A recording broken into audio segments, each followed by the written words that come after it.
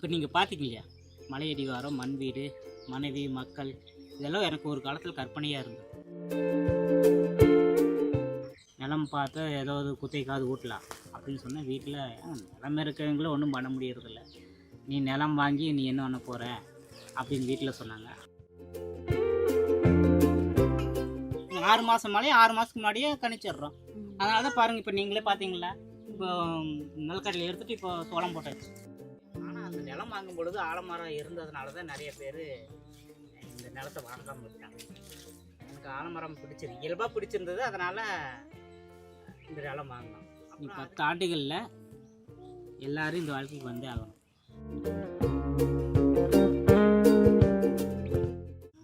MBA முடிக்க வரைக்கும் உங்களுக்கு தற்சார்புல இல்லை? இல்லை, ஆரம்ப கட்ட குழந்தை இந்த மாதிரி சிறு வயதில் இருந்திருக்கு. தற்சார்பு வாழ்க்கைன்னே கிடையாது, ஆனால் ஏறத்தாழ இருந்திருக்கு. அதுக்கப்புறம் படிச்சுட்டு வேலைக்கு போகிறோம். வேலைக்கு போயிட்டு நமக்கு அது ஒரு இக்கரைக்கு அக்கறை பச்சை இல்லைங்க. அப்போ எல்லாத்து மாதிரி வாழணும் அப்படின்ட்டு காரு பங்களா எல்லாமே வாங்கிட்டோம். வாங்கிட்டு ஓடுற ஆனால் நான் இன்பமாக இருக்கிறேன்னா இல்லை. இது ரொம்ப ஆழமான கருத்து. இன்பங்கிறது இல்லை, நிறைவாக வாழ்கிறோம்னா இல்லை. அது ஏதோ இருக்குது, ஏதோ போயிட்டுருக்குற அப்படித்தான் ஒழிய. அப்போ எனக்குள்ள இந்த மரபு வாழ்வியல் வந்து ஆரம்ப கட்டத்துலேருந்து ஓடிட்டு இருந்தது தான். ஒரு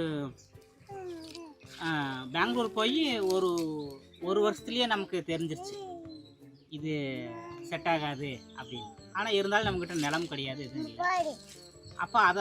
அப்போ என்னென்னா வீட்டில் என்ன சொன்னேன்னா, இந்த மாதிரி நிலம் பாருங்கள், நிலம் பார்த்தா ஏதாவது குத்தைக்காவது ஊட்டலாம் அப்படின்னு சொன்னால் வீட்டில் நிலம் இருக்கிறவங்களும் ஒன்றும் பண்ண முடியறதில்ல. நீ நிலம் வாங்கி நீ என்ன பண்ண போகிற அப்படின்னு வீட்டில் சொன்னாங்க. அப்புறம் அவங்கள இந்த மனநிலைக்கு மாற்றுறதுக்குமே எனக்கான பொருளாதாரத்தை எடுத்துக்கிறதுக்குமே 10 ஆண்டுகள் எடுத்துருச்சு. 10 ஆண்டுகள் வந்து வேலை பார்த்தேன். ஆமாம், வேலை பார்த்து இதனோட தேடல் இருந்தது. எங்கெங்கே இந்த மாதிரி எல்லாம் வாழ்வியல் இருக்குது அதெல்லாம் போவேன், அதெல்லாம் பார்ப்பேன் எப்படி இருக்குது அப்படிங்கிறது. நமக்கு சனி ஞாயிறு லீவு இல்லையா, அந்த நேரத்தில் NGOலாம் கொஞ்சம் வேலை செஞ்சேன். அங்கே போய் தோட்டங்களை பார்த்துக்கிறது, செடிகளை வளர்த்துறது, அதெல்லாம் பண்ணிட்டு இருந்தேன். அதனால் அந்த தொடர்ச்சி அந்த எப்போ வாய்ப்பு கிடைக்குதோ கொஞ்சம் காடுகளுக்குள்ளேயெல்லாம் பயணிப்பேன். அப்படியெல்லாம் பண்ணிட்டு இருந்திருக்கேன். அந்த ஒரு இதுதான் எனக்கு இந்த மாதிரி வாழ்க்கை வேணும் அப்படின்னு உண்மையாலுமே சொல்ல போகிறேன். இப்போ நீங்கள் பார்த்தீங்க இல்லையா, மலையடிவாரம், மண் வீடு, மனைவி, மக்கள், இதெல்லாம் எனக்கு ஒரு காலத்தில் கற்பனையாக இருந்தது. கற்பனை தான் இப்போ நிஜத்தை உருவாக்கிருக்குன்னு சொல்கிறேன். நாம் அதோட பயணிக்கிறது இல்லை. நம்ம என்ன பண்ணுறோம்னா கற்பனை பண்ணுறதுக்கு கஞ்சத்தனப்படுறது. எங்கே அப்படியெல்லாம் நடந்துருமா, அது அதோடய நின்று. இது பவர் ஆஃப் தாட். அந்த இப்போ அது வந்து உங்களுக்கு வந்து கருத்து வந்து செயலாக மாறும். நாம் அதுக்குள்ளே நம்ம எதிர் கருத்து வச்சிட்றோமே, எங்கே போய் வாழ முடியும். ஒரு கருத்து, ஒரு எண்ணம் வருது, இந்த மாதிரி வாழ முடியும் அப்படின்னு. இன்னொரு கருத்து என்ன வருதுன்னா, ஆமாம் எங்கே போய் வாழ முடியும் அப்படிங்கும்போது கருத்து இதாகி அது நடைபெறாமல் போயிடுது. இன்பமாக கற்பனை பண்ணாவே போதுமானது. உடம்புலேயே பார்த்துட்டிங்கன்னா வயிற்றில் ஒரு நீர் சுரக்குது, அது செரிமானத்துக்கு. நெஞ்சில் ஒரு நீர் சுரக்குது, நாக்கில் ஒரு நீர் சுரக்குது. இது எல்லாமே ஒவ்வொரு வெவ்வேறு தன்மை கொண்டது. இப்போ இந்த தண்ணி கொண்டு வந்து இங்கே வச்சோம்னா இப்போ அப்படித்தான் நம்ம வாழ்வியலே இருக்குது. இப்போ அந்த மாதிரி தண்ணியில் நம்ம விவசாயம் பண்ணுறதுனால தான் அது நிலத்துக்கான நீர். அந்த நீரை நாம் வெளியே கொண்டு வந்து பண்ணுறதுனால தாவரத்துக்கு ஏற்றுக்கிறது இல்லை. அதனால் அது வளர்ச்சி ஊக்கிக்காக நாம் உரங்கள் போடுறோம். அப்புறம் அதையும் தாண்டி வளரும் பொழுது பூச்சி தாக்குதலுக்கு ஏற்படுது. பூச்சி தாக்குதல் ஏற்பட்டுச்சுன்னா அப்புறம் அதுக்கு நம்ம ரசாயன கொல்லிகள் போட வேண்டியதாக இருக்குது. அதையும் மீறி வர்ற உணவத்தை நாம் உணவாக எடுத்துக்கணும். இப்போ நாம் இங்கே வர்ற தானாக வரும் தாவரத்தை நம்ம அதிகமாக நுகர்வுக்கு எடுத்துக்கணும். இப்போ தானாக வரும் தாவரத்தை நம்ம தவிர்க்கிறதுனால தான் இப்போ தற்சார்பு வாழ்க்கைங்கிறது நம்மக்கிட்ட ஒரு பொருள் இருக்குது, அந்த பொருள் தவிர்த்துட்டு நாம் இன்னொரு பொருளுக்காக நுகரும் பொழுது நம்ம தற்சார்பு உடையப்படுது. நம்ம நிலத்துக்கு இயல்பாக வரக்கூடியது பாருங்கள், ஆமணக்கு செடி. இந்த ஆமணக்கு தாவரத்திலிருந்து நாங்கள் 12 வகையான பயன்பாடுகளை இப்போ நாங்கள் முழுமையாக எடுத்துகிட்ருக்குறோம். இப்போ நான் இது காய்ச்சல் மருத்துவத்துக்காக இங்கே வந்து வாங்கிட்டு போகிறாங்க எண்ணெய். அப்போ அதுதான் நிலமும் பொழுதும் முதற் பொருள். இந்த நிலத்துக்கு இது வந்து ஒரு வெப்பம் அதிகமாக உள்ள பகுதி. இந்த நிலத்துக்கு கொட்டெண்ணெய் தான் உணவுக்கு பயன்படுத்துது. இதை தவிர்த்துட்டு நம்ம வந்து மாற்று எண்ணெய்க்கு போகும்பொழுது தான் நமக்கு உடல் உபாதைகளே ஏற்படுது. சரிங்களா? அப்போ இது ஆழமாக யோசனை பண்ணோம்னா மொத்த வாழ்க்கையை இதுக்குள்ளே அடங்கிடுது. காட்டு சுண்டைக்காய்ங்களா? காட்டு சுண்டை வழக்கமார்களோட ரொம்ப இது பெருசாக இருக்கும், கசப்புத்தன்மை கூடுதலாக இருக்கும். ஆனால் இது வந்து இரும்பு சத்து அதிகமாக இருக்கும். இதை நம்ம வாரம் ஒரு முறை 2 முறை நம்ம வந்து சமைச்சிக்கலாம். அப்புறம் வந்து இது வற்றலா பண்ணி அப்படின்னு சாப்பிட்டுக்கலாம். இதுக்குன்னு இரும்பு சத்திர மாத்திரை சாப்பிடணுங்கிற அவசியம் இல்லையே. அப்போ இதை பயன்படுத்தாமல் போகிறதுனால தான் நமக்கு வந்து பாரு. இப்போ இது சீத்தாப்பழ செடி, இது கனிகள் கொடுக்குது. இந்த பரன் வந்து என்ன பர்பஸ்க்காக போட்டதுங்கண்ணா? நம்ம பரன் வந்து எனக்கு இயல்பாக பிடிக்கும். ஓகே. நான் சும்மா வந்து காடுகளை பார்க்கறதுக்கு ஒரு அமைதியான இடத்துல இருக்கணும் அப்படிங்கிற வேண்டி போட்ட பரன் போட்டேன். இது நாங்களாம் வச்சு கட்டிக்கிட்டோம். ஓகே. இருக்கிறத வச்சு நாங்கள் பண்ணிட்டோம். இப்போ அது வந்து இப்போ பயிர் இருக்கிற காலத்தில் நாங்கள் வந்து வனவிலங்குகள் வந்து காப்பாற்றுறதுக்காக ஓகே இப்போ பயன்படுத்திக்கிறோம். அதிகமாக இங்கே தான் இருப்போம் நாங்கள்.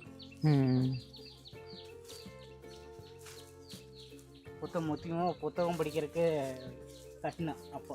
சரிங்க சரிங்க. ஒரு புத்தகம் கூட படித்ததில்லை. வந்து ஒரே பேஜ் திறக்கிறதுக்குள்ளே தூங்கிடுவேன்.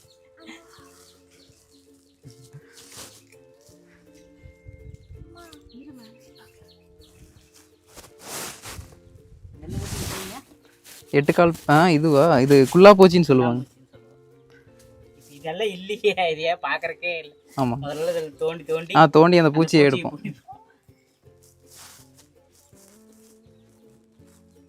எல்லாம் பொண்ணு என்ன சேட்டா வருது. ஏச மேலே இரு கண்குட்டி, மேலே இரு. ரெஸ்பான்ஸ் எப்படி டக்கு டக்கு டக்குன்னு பாப்பா மேலே ஏறிடுவீங்களா? கேட்க மாட்டான், எங்க இருந்தாலும் ஏன்னு கேட்கணும்.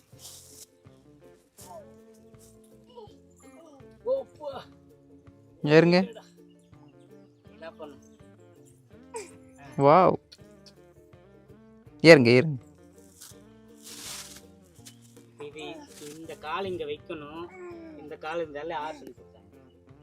இயல்பா கத்துக்கிறது. இந்த கல்விக்கு தான் நம்ம என்ன பண்றோம்னா, ஏய் நீ இப்படி அப்படி கால் வைக்கணும், நீ இப்படி கால் வைக்கணும், அதுக்கு கல்வி. அதனால இயல்பாகவே இருக்கும். நாட்டில் இருக்கிற கற்கள், தேவையில்லாத கற்களை எடுத்து இந்த மாதிரி கட்டுமானம் பண்ணுறோம். அதாவது எந்த மாதிரி கல்லுமே வந்து நம்ம அந்த அமைப்புக்கு ஏற்றவாறு நம்ம வந்து வச்சு அடுக்குனாவே வந்து இந்த மாதிரி கம்பி வேலியெல்லாம் போடணுங்கிற அவசியம் இல்லை.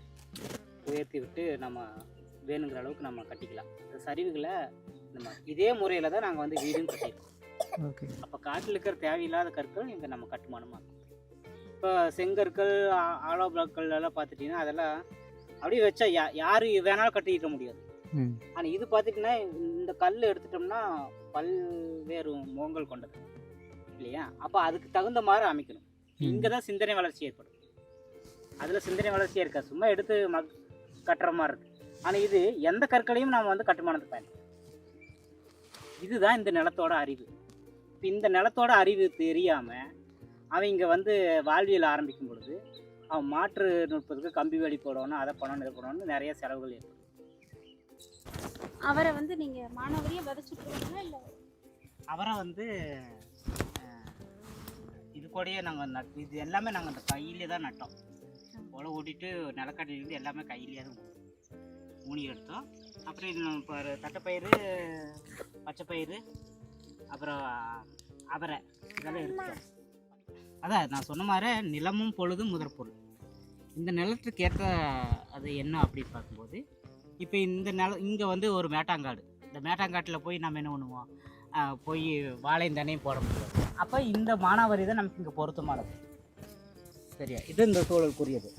அப்போது நம்ம மானாவாரியிலேயே நமக்கு முழு உணவு தேவையை பூர்த்தி பண்ணிக்க முடியும். இப்போ அந்த அறிவு இல்லாதனால தான் இப்போ விவசாயத்துக்கு போகிறோம். வேளாண்மைங்கிறது வேறு, விவசாயங்கிறது வேறு. விவசாயங்கிறது எந்த நிலத்துலையுமே எந்த தாவரத்தையும் வளர்த்தெடுத்துருவோம் அப்படிங்கிற ஒரு அறிவு இது. ஆனால் வேளாண்மைங்கிறது இந்த நிலத்தில் இந்த பொழுதுக்கு இந்த தாவரத்தை வளர்த்தெடுக்கிறது முழுக்க முழுக்க மழையில் செய்கிறது தான் வந்து வேளாண்மை. ஆனால் இது எல்லாத்துக்குமே அடிப்படை பட்டம் பருவம். இது நாங்கள் பட்டம் பருவம் போட்டதுனால தான் நாங்கள் பார்த்ததுனால தான் முதல் வெள்ளாமே நாங்கள் நிலக்கடலை போட்டு எடுத்துட்டோம், அவரை போட்டு எடுத்துட்டோம்,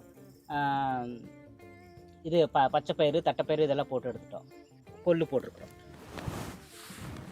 இதுதான் எங்களுக்கு கோடை காலத்துக்கு இது அறுவடை பண்ண 3 மாதத்தில் அறுவடை பண்ணிடுவோம். அப்போ என்னது தை மாதம் அறுவடை பண்ணிடுவோம். அப்போ தை மாதத்துலேருந்து பங்குனி வரைக்கும் கோடை காலம். அது கோடை காலத்தில் இங்கே நான் காய்கறி போட்டு வளர்க்க முடியுமா? தண்ணி இல்லை.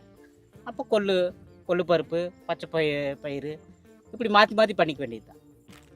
இப்போ நம்ம சம்பாதிக்கிறது பார்த்துட்டோம்னா எது அதிகமாக நம்ம செலவு பண்ணுறோம் அப்படின்னு பார்த்தா கல்வி, மருத்துவம், உணவு, கட்டுமானம் பார்த்தோன்னா அதை வீட்டு வாடகை இல்லைன்னு வீடு கட்டுறதோ இப்படி தான் அதிகமான நம்ம செலவு பண்ணுறோம். இது போக நம்ம ஒரு பொது கட்டமைப்புக்காக நம்ம அதை வச்சுக்கிறதுக்காக அதுக்கு ஒரு செலவு பண்ணுவோம்.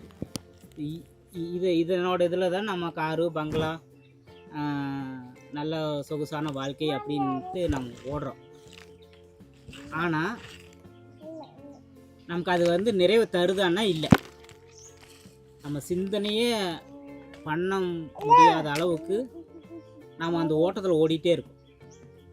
யாரையுமே வந்து இது என்னப்பா குழந்தைக்கு என்ன இன்றைக்கி என்ன பண்ணணும், என்ன உணவு, என்ன படிக்குது, இதெல்லாமே பார்க்க முடியாது. ஏன்னா இதுக்கெல்லாம் ஓடிட்டே இருக்கணும். வீட்டு வாடகை கட்டி ஆகணும், தண்ணி பில் கட்டி ஆகணும், கரண்ட் பில் கட்டி ஆகணும், மொபைல் பில் கட்டி ஆகணும், டேட்டா போட்டாகணும் இல்லைங்க. இப்படி ஓடிட்டே இருக்கிறோம். இது பார்க்கும்போது நாம் இன்பமாக வாழ்கிறோன்னே இல்லை, நாம் இன்பமாக வாழ்கிறோன்னே கிடையாது. நாம் என்ன நினைக்கிறோன்னா அது ஒரு கற்பனையில் நம்ம வாழ்கிறோம், இன்பமாகவே இல்லை. அப்போது என்னென்னா அதுக்காக நான் இல்லை வேணான்னு சொல்ல வரல. நமக்கு தேவை இருக்கும்போது வாங்கிக்கலாம். நமக்கு அந்த அளவுக்கு ஒருத்தருக்கு வந்து காருங்கிறது தேவையில்லை, இன்னொருத்தருக்கு வந்து அது காருங்கிறது தேவையில்லை. வாங்க எடுத்துகிட்டு போகணும், பொருட்களுக்கு இது கொண்டு போகணும், வியாபாரத்தில் இருப்பாங்க, அந்த மாதிரி இருக்கும்போது அப்போ இது எல்லாமே தேவையினோட அடிப்படையில் தான். அப்போ எது தேவை எது தேவையற்றது அப்படின்னு பார்த்துட்டு நம்ம படிப்படியாக வந்து இயல்பு வாழ்க்கைக்கு திரும்பினாவே போது தற்சார்பு வாழ்க்கை ரொம்ப சிறப்பாக இருக்குது. அது தற்சார்பு வாழ்க்கைங்கிறது கூட்டு வாழ்க்கையை தவிர தனியாக ஒரு குடும்பம் போய் உட்காந்து நாங்கள் தற்சார்பு பண்ணுறோன்னு இல்லை. ஒரு சான் பார்க்கும் மேடை கல்வியே இங்கே தான் இருக்குது, எல்லா பிஹெச்டி இங்கே தான் இருக்குது. இந்த நிழல் இருக்குது பாருங்க. ஆமாங்க. இந்த நிழல் காலையில் 8 மணிக்கு இந்த புள்ளி மேலே விழுந்துச்சுன்னா தை ஒன்று. இந்த கம்பத்தோட நிழல் இந்த கம்பத்து மேலே விழுந்துச்சுன்னா சித்திரை ஒன்று.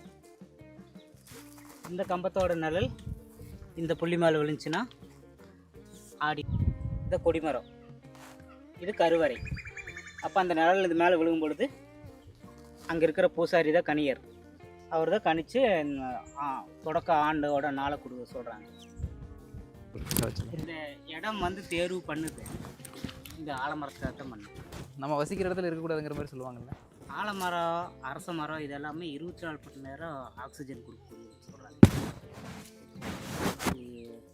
அது எப்படிங்கிறது தெரியாது. ஆனால் இதுக்கு இங்கே வரும்பொழுது மனதில் மாற்றம் ஏற்படுறது நல்லா.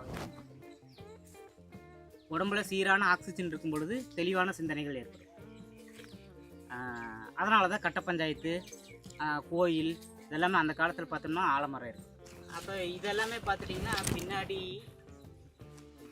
தான் எனக்கு இந்த புரிதல் ஏற்பட்டுச்சு. ஆனால் அந்த நிலம் வாங்கும் பொழுது ஆலமரம் இருந்ததுனால தான் நிறைய பேர் இந்த நிலத்தை வாங்காமல் இருக்காங்க. எனக்கு ஆலமரம் பிடிச்சது, இயல்பாக பிடிச்சிருந்தது, அதனால் இந்த நிலம் வாங்கினோம். அப்புறம் அதுக்கு பிற்பாடு தான் இந்த மாதிரி ஒரு ஆலமரத்துக்கு ஒரு தன்மை இருக்குது அப்படின்னு சொல்லி ஏக்கர் கணக்கில் பறவு அப்படிங்கிறது வேண்டி என்ன பண்ணிட்டாங்கன்னா தோட்டத்திலையெல்லாம் இருக்கக்கூடாதுன்னு சொல்லுவாங்க. ஏன்னா அது பூரா அப்புறம் வெள்ளாமை பாதிக்கப்பட்டிருக்குல்ல, ஆமாம், அதனால் பண்ணிடுவாங்க. நம்ம இதை சார்ந்து வாழ ஆரம்பிச்சிடலாம். இப்போ நமக்கு இது என்ன இதுன்னா, நான் வீட்லேயே ஏதோ ஒன்று சண்டை இது ஆச்சுன்னா வீட்டில் மனைவி போய் ஆலமரம் போயிட்டு வாங்க, என்னடா இதுக்கு ஆலமரம் போயிட்டு வாங்குறாங்கன்னு பார்த்தோம்னா இங்கே வந்தால் நான் தெளிவாயிடுறேன். சரிங்க. இப்போ இந்த விஷயத்த இயல்பாக ஒரு மரத்தை கொடுக்குது. இப்போ இதே சண்டை ஒரு வீட்டில் நடக்குது அப்படின்னா 2 பேத்துக்கு சண்டை ஆகி இவங்க அவங்க வீட்டில் சொல்ல அவங்க வீட்டில் சொல்ல அது பெரிய பிரச்சனையாகி இதாகிடும். சரிங்களா? நிறைய பேர் என்னோட இது இல்லை, இங்கே வர்றவங்களுமே வந்து பிடித்தமான இடம் இந்த ஆலம். இப்போ இது இந்த தன்மை தான் இறைத்தன்மை. இறைத்தன்மை இயல்பா இது. அதனால தான் வந்து ஆள் அமர்ச்செல்வன் சிவனுக்கு வந்து பேர் வந்து ஆலமரத்தடியில் அமர்ந்து அருள் பாலிக்கும் செல்வன் தான் ஆள் அமர்ச்செல்வன். அதான் அவனுக்கு வச்சிருக்கேன். ஓகே, பையனுக்கு வச்சிருக்கேன். அதே வந்து பார்த்துட்டிங்கன்னா இப்போ இந்த தூரியே பாருங்க, இது வந்து நான் குழந்தைகளுக்காக கட்டினேன். ஓகே. ஆனால் ஆடுறவங்க பூரா பெரியவங்க. அப்புறம் தான் ஸ்ட்ராங்காக இப்போ பலகையெல்லாம் போட்டு ஸ்ட்ராங்காக கட்டினேன். அப்போ அவங்க பெரியவங்களுக்கே அந்த குழந்தைத்தன்மை வந்துடுதுங்க. வந்தா பெரியவங்க 60 வயசு ஆணுகளே வந்து உட்காந்து அப்பா எப்போ ஆடுந்துப்பா அப்படின்னு சொல்லி என் பையனை வந்து ஒரு கம்ப்யூட்டர் இன்ஜினியராக டாக்டராக மாற்றணும் அப்படின்னு இந்த வாழ்க்கைக்குள்ளே வராது. அது எதிர்பார்த்தா அது வீண் தான். ஒரு குழந்தை எந்திரிக்குது, எந்திரிச்சோடனே என்னென்னா ஒரு 8வது படிக்கிற குழந்தைன்னு வச்சுக்கோங்களேன். எந்திரிச்சதுன்னா என்ன மொபைல் பார்க்கு. அப்புறம் அப்படியே எங்கே போகுது ஸ்டவ்வு கேஸு அங்கே இருக்குது, அங்கே போய் அம்மா காஃபி வச்சு கொடுத்தாங்க அது குடிக்கும். இல்லைன்னா ஃப்ரிட்ஜ் ஓப்பன் பண்ணி கூல் ட்ரிங்க்ஸ் குடிக்கும். மறுபடியும் வெளியே வந்தாங்கன்னா ஒரு வாகனத்தை எடுக்கு அப்படி போயிட்டு வரும். அப்போது இயந்திரத்தோடையே பழக விடுறோம். ஏதாவது உயிர் இருக்கா? அப்படி இருக்கும்போது அந்த குழந்தைக்கு வந்து எப்படி கருணை எதிர்பார்க்கணும்? அந்த கருணை வேறு சொல்லிக் கொடுக்குறதுக்கு வேறு நம்ம பாடம் எடுக்கணும். இது இயல்பாக இருக்கிறது. சரி. இப்போ இதே இங்கே பார்த்துட்டிங்கன்னா குழந்தை எந்திரிச்சோடனே ஆட்டுக்கு புல்லு போடு, கோழிக்கு இறை போடு, அப்புறம் அப்படியே வெளியே வந்துச்சுன்னு செடிக்கு தண்ணி ஊற்று. இதுக்கிட்ட கருணை வேணுமா? சொல்லிக் கொடுக்கணுமா? அப்போது ஒரு மனிதத்தன்மையுள்ள ஒரு குழந்தை வளர்த்து எடுக்கணுமா, இயந்திரத்தன்மையுள்ள ஒரு குழந்தை வளர்த்து? இந்த அடிப்படைகளை புரிஞ்சுட்டா என்னை பொறுத்த வரைக்கும் இப்போ ஆண்கள் தான் இந்த பெரும்பாலும் இதுக்கு தான் வராங்க. என்னை பார்த்து குறைவான பெண்கள் தான் இந்த வாழ்க்கையை நோக்கி வர்றாங்க, ஆண்கள் தான் வர்றாங்க. இப்போ அவங்களுமே வந்து எப்படின்னா இப்போ இந்த மாதிரி வருவாங்க, இவங்க அனுபவப்பட்டுருவாங்க. அனுபவப்பட்டுட்டு அங்கே போய் இனியெல்லாம் வந்து நீ இதில் தான் சமைக்கணும், அடுப்பில் தான் சமைக்கணும் அப்படின்னா அவங்க எப்படி ஏற்றுக்குவாங்க? அது நீங்கள் அனுபவப்பட்டதுங்க, அந்த அனுபவத்தை அவங்களுக்கு கொடுக்கணும். அப்படி கொடுக்கறது இல்லை.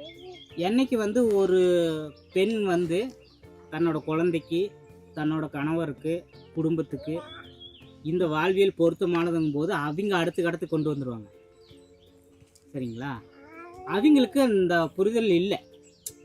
ஏன்னா இப்போ நம்ம போகிற ஒரு சமூக கட்டம் நம்ம போனோமா வந்தோமான்னு ஒன்றும் இல்லை. அவங்க ஒரு கல்யாணம் காதுகுத்துக்கு போகிறாங்கன்னு வச்சுக்கோங்களேன், சும்மா போக முடியாது. அவங்க என்ன மாதிரி நகை போட்டுருக்கணும், அதே மாதிரி போட்டுக்கணும். அதே மாதிரி ஒரு சமூக கட்டமைப்பை உருவாக்கி வச்சுருப்பாங்க. நம்ம ப்ரெஸ்டீஜ்னு சொல்கிற மாதிரி 100 ரூபா மொய் வைக்கிற இடத்துல 1000 ரூபா வச்சாகும். அப்போ அந்த மாதிரி பொது கட்டமைப்பில் போகும்பொழுது என்ன ஆகுதுன்னா நம்ம அதுக்கு வேண்டி ஓட வேண்டியதாக இருக்குது. அப்போ ஓட வேண்டும்போது நம்ம குழந்தையோட ஆரோக்கியத்தையெல்லாம் பார்க்க மாட்டோம், அப்படியே ஓடிட்டே இருப்போம். அப்போது நம்ம அடிப்படைகளை புரிஞ்சுக்கிட்டு அதுக்காக உடனடியாக இந்த மாதிரி வந்து காட்டுக்குள்ளே இருக்குன்னு சொல்ல வரல.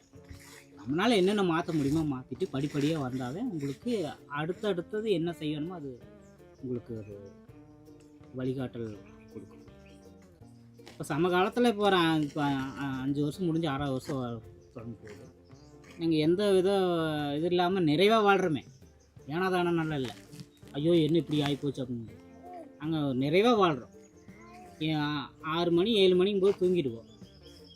அப்போ நீங்கள் அந்த வாழ்க்கையில் இருந்துட்டு இவ்வளோ நேரத்தில் தூங்க முடியும்னா தூங்க முடியாது. நானே முதல்ல ஆஃபீஸ் ஒர்க் இருந்துச்சுன்னா நானே ஏகப்பட்ட வேலை இரவு நேரத்தில் பண்ணிட்டுருக்கேன். இப்போ அதெல்லாம் நான் தவிர்த்தோம். இப்போ இந்த வேலையை விட்டுங்கிறது நான் குழந்தை கூட இருக்கிறதுக்கான வாய்ப்பு கிடச்சிது. எவ்வளோ சம்பாரித்தாலும் நான் அந்த காலத்தை கொடுக்க முடியுமா? என் குழந்தைய கூட இருக்கிறது அது ஒவ்வொன்றும் பண்ணுறது ஒவ்வொரு அதிசயமாக இருக்குது.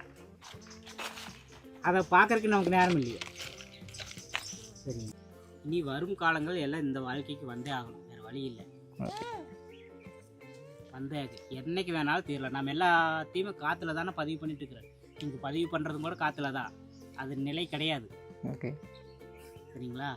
பெட்ரோல் டீசல் நம்பித்த முழு வாழ்வியல் அது என்னைக்கு வேணாலும் நிறுத்தப்படலாம். சரிங்களா? இதெல்லாம் நடக்கும்.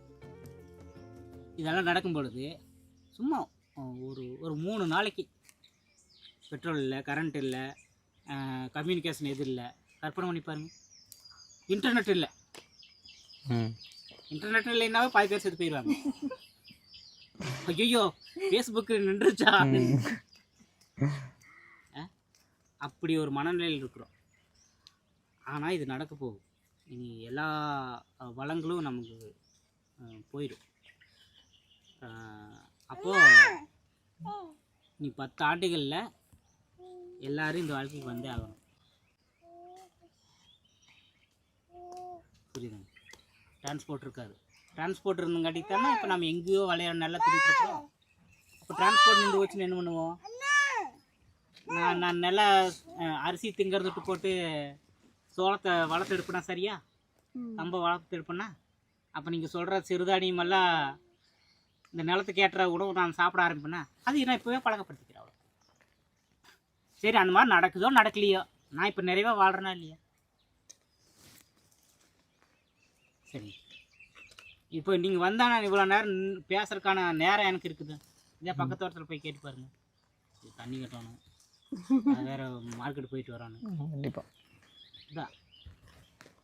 அப்போது நமக்கான உணவு எந்தெந்த அளவில் நாம் அங்கே கிடைக்குமோ அதை வந்து எடுத்துகிட்டு நம்ம செலவுகளை, பெரும்பாலான செலவுகளை குறைச்சிக்கிட்டு வாழ்ந்தாவே நம்ம சிறப்பாக வாழ முடியும். நீங்கள் கேட்ட கேள்வி, நீங்கள் பின்னோக்கி போகிறதா நினைக்கிறீங்க. நான் என்றைக்குமே பின்னோக்கி போகிறத நான் நினைக்கவே இல்லை. நான் முன்னோக்கி தான் பயணிச்சுட்டு இருக்கிறேன். ஏன்னா இனி வருங்காலங்களில் இந்த மாதிரி விஷயங்கள் நடந்தே தீரும். அது மறுபடியும் இருக்க நான் சொல்கிறது, நிலமும் பொழுதும் முதற்பொருள். இந்த நிலத்துக்கேற்றவாறு உணவு, இந்த நிலத்துக்கேற்றவாறு வாழ்வியல், இந்த நிலத்துக்கேற்ற தாவரங்களை நம்ம வளர்த்தெடுத்து அதை சார்ந்து பண்ணாவே நம்ம நிறைவாக தற்சார்பு வாழ்க்கையில் வாழ முடியும்.